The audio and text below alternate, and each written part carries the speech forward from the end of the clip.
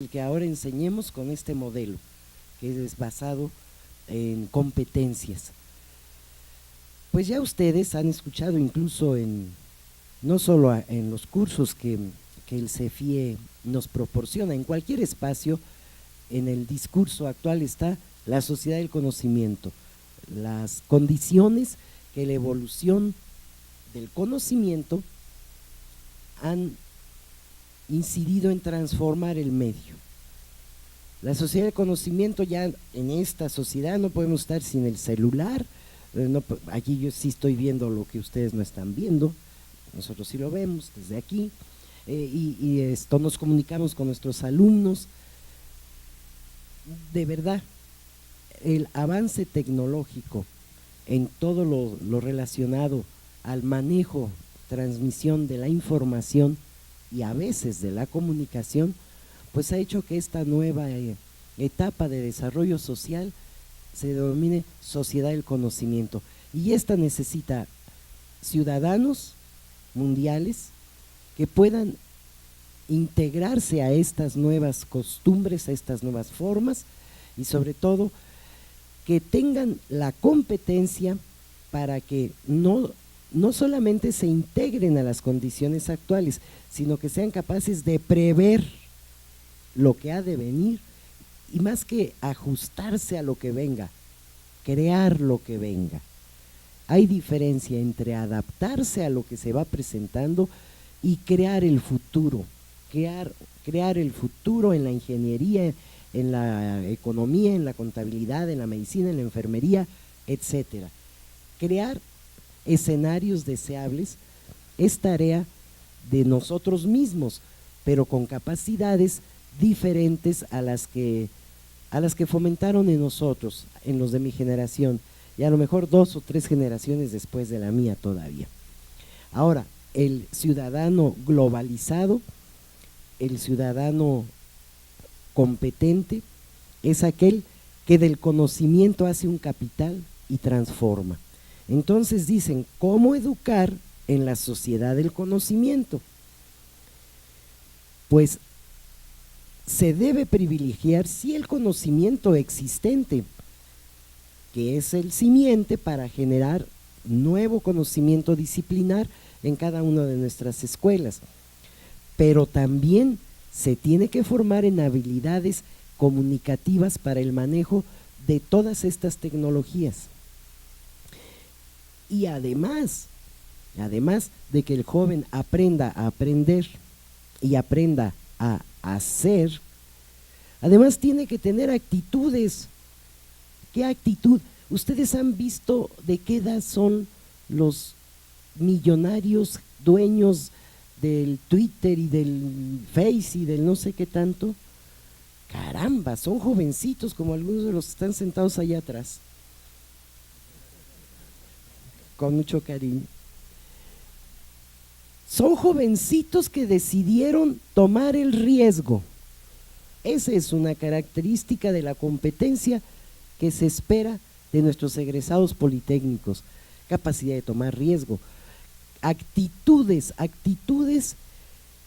grupales, de saber trabajar en equipo, de sumar capacidades, de romper las cadenas del individualismo y el ostracismo que todavía imperan en nuestros salones y en nuestras escuelas, y sumar esfuerzos para lograr ser más pertinentes en las acciones.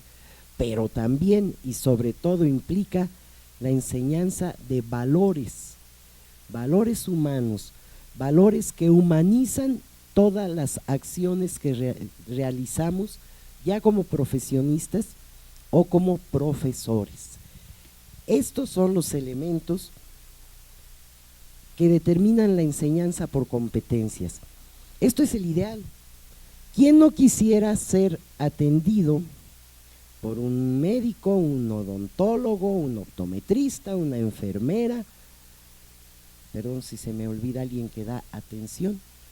Un nutriólogo, un psicólogo, que primero que nada viera en nosotros no el signo de pesos, viera a la persona, a las necesidades que esa persona está gritándole, sean atendidas. Eso sí, a nuestros jóvenes no les enseñamos valores, van a ser profesionistas fríos, que no corresponde a lo que se expecta en la ahora sociedad del conocimiento, pero que siempre lo hemos esperado. Pero también, si nosotros no fortalecemos primero en nosotros estos valores, ya lo decía el maestro, los valores no se escriben, sino se viven, se comparten. Y yo les dejo nomás una reflexión: vean en la visión, en la misión de cada una de nuestras escuelas, si se explicitan los valores que hemos de privilegiar. Creo que en pocas. Es algo que en este foro me gustaría quedar en la mente de todos nosotros para buscar fortalecerlo en cada uno de nuestros espacios, desde el aula hasta la dirección. Explicitar los valores para verdaderamente estar hablando de que estamos aplicando una currícula por competencias. Si alguno de estos 4 elementos no se ha considerado, no estamos trabajando con competencias, estamos trabajando pues a lo mejor de la manera tradicional o de otra forma, pero no a partir de competencias. ¿Qué ventaja le dan entonces a nuestro egresado el haber sido formado de esta manera? Bueno, pues esto permite que el egresado politécnico tenga una formación holística, científica, tecnológica, actitudinal y valoral que amarra perfectamente con las competencias que espera el campo laboral. El educar o el generar planes de estudios basados en competencias requiere del compromiso que uno establece con quienes van a recibir a nuestros egresados. Exactamente, sin perder de vista no solo una visión pragmática del empleador, sumar lo que nuestra filosofía institucional nos marca, una preparación holística, integral, en valores y en actitudes, no solo en técnicas y en conocimientos, fortalecerlas con estos 2 elementos que he mencionado. El egresado politécnico con estas características estará acorde y será pertinente en cualquier espacio, no solo local, nacional, sino internacional. Y los esfuerzos que el instituto realiza, todos los vivimos día con día. La enseñanza de los idiomas, el uso de las tecnologías, el intercambio de jóvenes y de maestros para que logremos esa competencia que nos dé pues un hándicap en comparación a otras instituciones, que nos integremos de manera global también al desarrollo de una sociedad, que finalmente es para quien preparamos a nuestros jóvenes. Esa es la idea entonces de formar en competencias. Ser competente implica todo esto que hemos dicho, y obviamente ser un profesor competente implica fortalecer estos 4 elementos en nuestra práctica cotidiana, ya como tutores, ya como directivos, ya como docentes, que nunca dejaremos de ser hasta el día de nuestra muerte. El ser maestro es una vocación que se vive, se acrecenta y se fortalece día con día. Permítanse los espacios como estos y otros que se realizan en sus escuelas, en el seno de la academia, para que ahí generemos y fortalezcamos nuestra competencia docente que se traduzca en la competencia de nuestros egresados. Gracias. Maestrita Levi. Bueno, la siguiente pregunta, que es cómo favorece el diseño por competencias a los egresados del Politécnico. Para esto tenemos que estar conscientes de que vivimos en una sociedad con cambios políticos, económicos que se dan a pasos agigantados. La globalización y la sociedad del conocimiento han establecido que la OCDE marque las políticas que deben de seguir las instituciones educativas, y la UNESCO ha marcado las funciones que se les atribuyen a las instituciones de educación. La OCDE es, les digo, quien marca la política educativa. La UNESCO, las funciones que le atribuye a las instituciones son la investigación, la formación especializada, adaptarla a las necesidades económicas y sociales y que haya apertura para todos. Y bueno, Núñez nos dice que nuestros sistemas educativos deben de ser abiertos, innovadores, flexibles y dinámicos. Finalmente, nosotros como institución tenemos que responder a todas estas necesidades. Debemos también recordar que vivimos en una sociedad cableada, donde podemos disponer de conectividad. Debemos estar preparados para acceder, evaluar y aplicar la información. Tenemos acceso a información, a muchísima información. Sin embargo, debemos de tener la capacidad para hacer la diferencia entre cuál es la información que nos pueda ser de utilidad y la información que no. Por eso se les plantea aquí saber qué hacer con la información y la capacidad para convertir esta en conocimiento y de esta forma contribuir al beneficio de la sociedad. El rediseño por competencias o un currículum basado en competencias nos permite llevar a una educación de calidad a través del trabajo colegiado en las academias. ¿Por qué? Porque bueno, se tiene que llegar a un consenso y a una toma de decisiones en cuanto a los propósitos formativos acordes con nuestra misión, visión, objetivos y el perfil de egreso que queremos de nuestros egresados. Hay que recordar que un diseño por competencia, o bueno, cualquier diseño que nosotros realicemos, en este caso que es por competencias, esto es muy importante, la toma de decisiones. No podemos rediseñar algo nada más ahí se va. Debemos recordar que es el futuro de nuestros egresados y que las decisiones son muy importantes. Es un verdadero espacio de reflexión y análisis de la práctica docente. ¿Cómo va a contribuir? Contribuye a un desarrollo integral de nuestros alumnos y una construcción de una sociedad respetuosa y democrática. Vamos a construir a contribuir a la formación de seres humanos con juicio autónomo y criterios propios de congruencia. Vamos a propiciar la reflexión y el diálogo colectivo orientado a comprender y resolver problemas, al desarrollo de habilidades y a explotar esta capacidad que ya tienen, que son creativos e innovadores. ¿Cómo favorece entonces el rediseño basado en competencias? Responden a la necesidad de encontrar un punto de convergencia entre la educación y el empleo, cosa que antes pues, no se daba tan estrechamente. A la necesidad de integrar el saber hacer y el saber ser. Y son adaptables a los cambios del ámbito nacional e internacional y sus múltiples formas de manifestarse. ¿Qué implica entonces una propuesta así?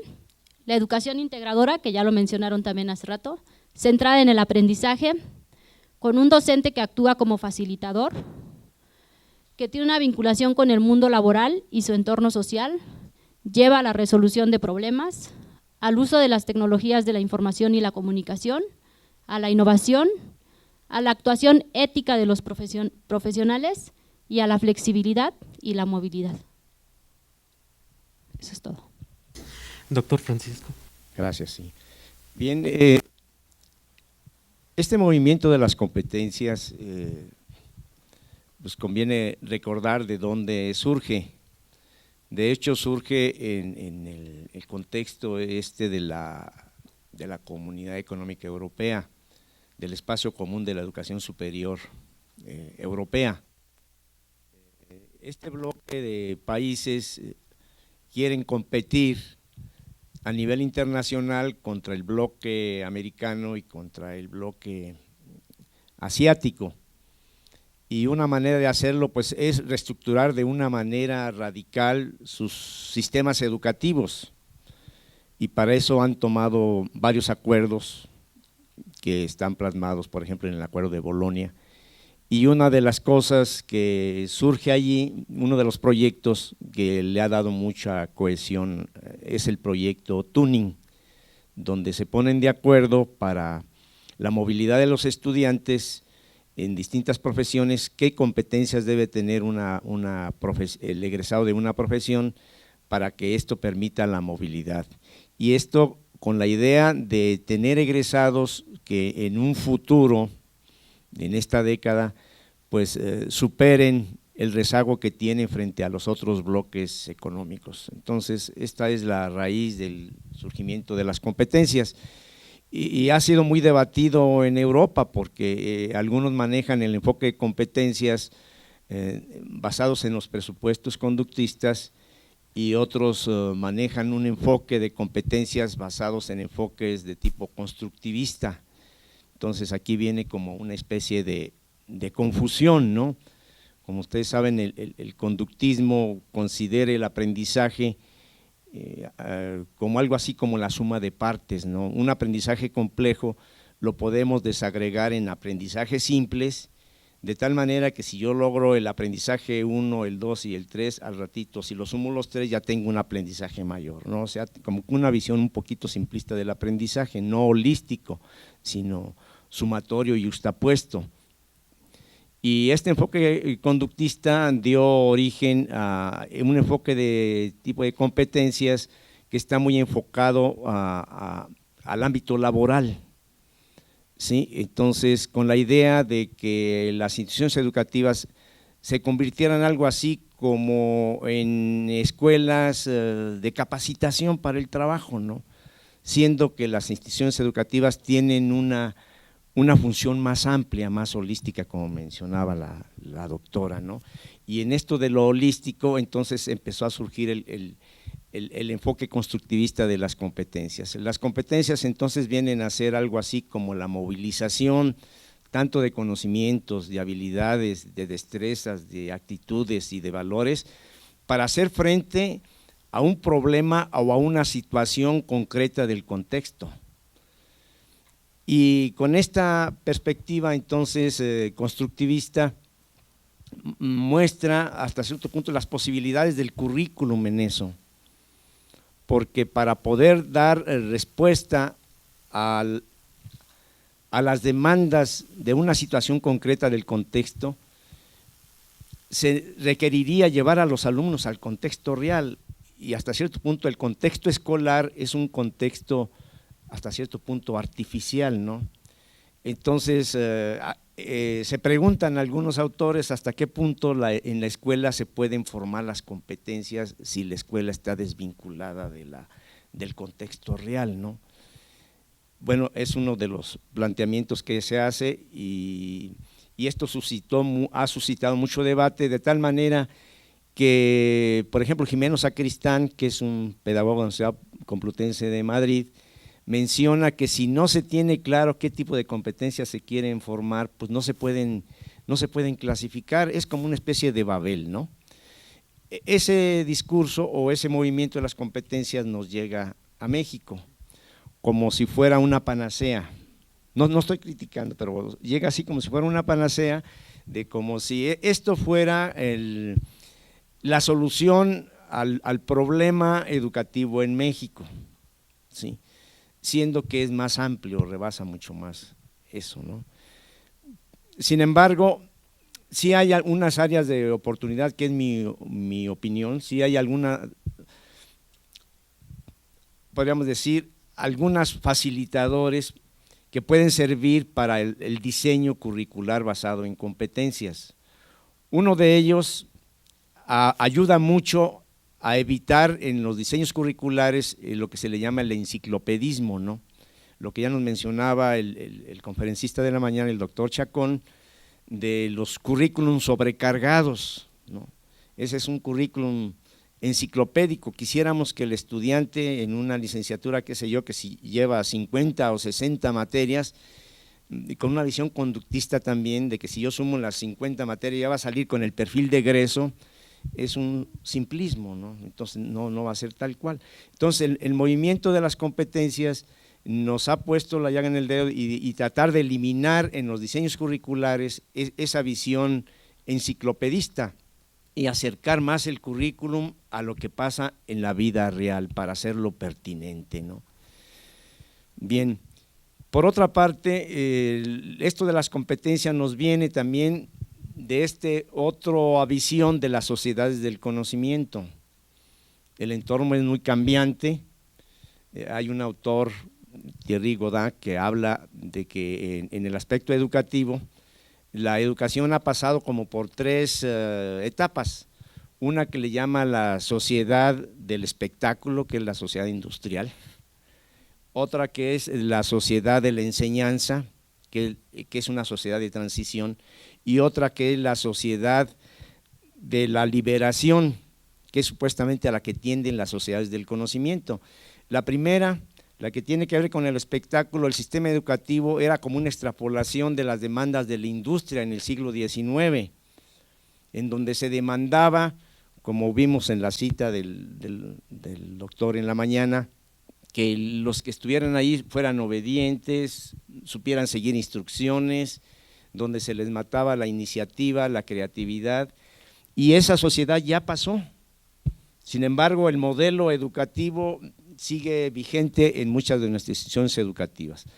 La otra es la sociedad de la enseñanza. La sociedad de la enseñanza es cuando ya el modelo de pensar de las personas pasa a ser de un pensamiento mecánico a un pensamiento biológico, donde está la biodiversidad, donde está la creatividad, la flexibilidad, y en un contexto donde la información y el conocimiento se duplica, como nos mencionaban en la mañana, cada 5 años, o a futuro se va a multiplicar o se va a duplicar en días o en semanas.